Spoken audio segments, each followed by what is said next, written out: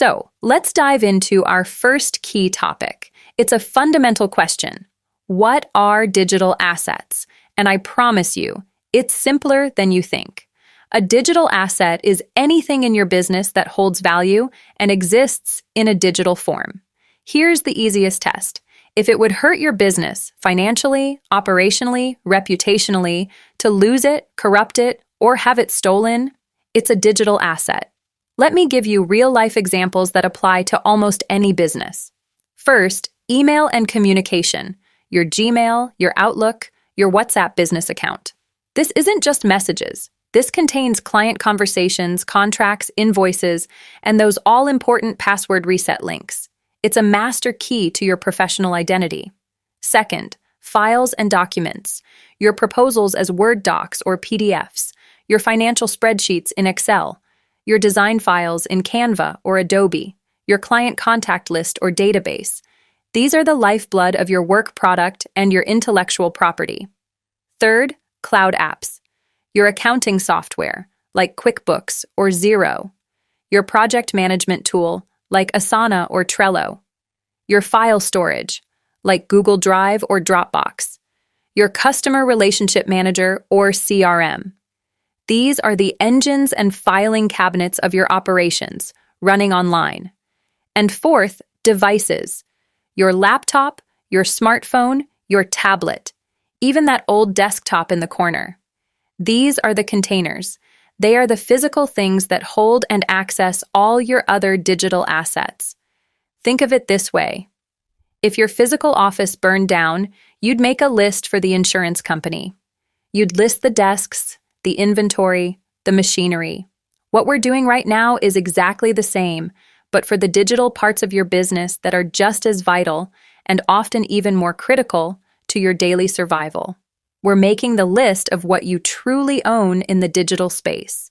Now that we know what we own, our assets, let's understand what can go wrong. This brings us to the 3 words that are the absolute core of understanding risk: threats, vulnerabilities, and impact.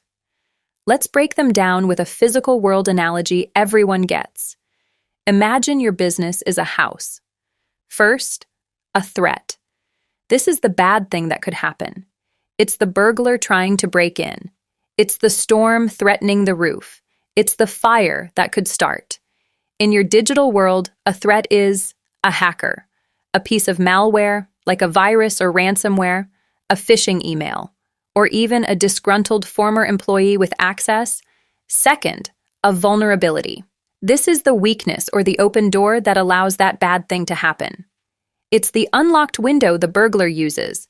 It's the loose roof shingle the wind tears off. It's the faulty wiring that starts the fire.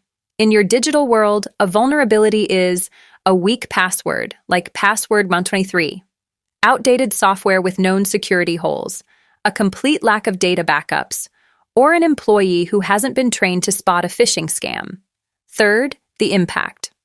This is the real-world damage and consequence that results. It's the stolen jewelry from your house. It's the water-damaged living room from the storm. It's the destroyed kitchen from the fire. In your digital world, impact is the money stolen from your bank account, the reputation hit when clients find out their data was leaked, the downtime while you can't access your systems and work grinds to a halt, and the legal fines for failing to protect customer information.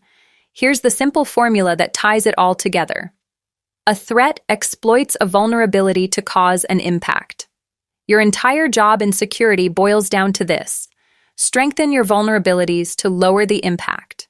You lock the windows, you fix the shingle, you update the wiring. In doing so, you make the threat far less effective, and you drastically reduce the potential damage to your business.